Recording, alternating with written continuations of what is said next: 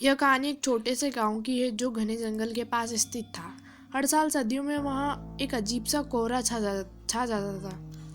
लोग कहते थे कि यह सिर्फ ठंड नहीं बल्कि उस जगह की एक छुपी हुई रहस्यमय ताकत है। राहुल एक युवक जो शहर में पढ़ाई करने के बाद अपने गांव लौट आया था। उसे कोहरे के बारे में सुनकर थोड़ी उत्तेजना हुई। उसने सुना था कि इस कोहरे में बहुत सी अनकही बातें छुपी हुई है। रात के अंधेरे में जब गांव के लोग घरे में दुबक जाते हैं तब वह कोहरा अपनी पूरी ताकत दिखाता था। राहुल ने ठान लिया था कि वह इस रहस्यमय कोहरे की गुत्थी को सुलझाएगा।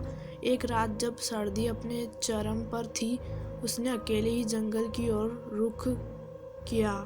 जैसे जैसे वह जंगल में गहरा घुसता गया, कोहरा घना होता गया। कोहरे के बीच राहुल ने अचानक किसी के गाने की आवाज़ सुनाई दी। उसने ध्यान से सुना, यह आवाज़ किसी महिला की थी जो दुख और दर्द में डूबी हुई गा रही थी। राहुल की आवाज़ की दिशा में बढ़ने की कोशिश की, लेकिन कोहरे के बीच उसकी नज़र धुंधली हो गई।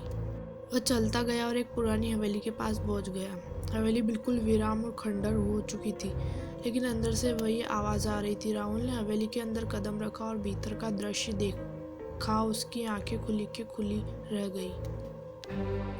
हवेली के अंदर एक महिला का भूत था जिसका चेहरा एकदम सादा और खौफनाक था। उसकी आंखों में एक डरावनी चमक थी। वह महिला राहुल से बोलती है, तुम आए हो क्या? तुम भी हमें फंसाना चाहते हो?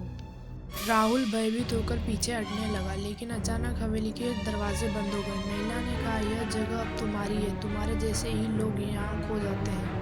अब तुमसे कभी मुक्ति नहीं मिलेगी। राहुल की हालत बिगड़ने लगी। उसकी सांस थमने लगी और महसूस हुआ कि वह कोहरे में पूरी तरीके से फंस चुका है।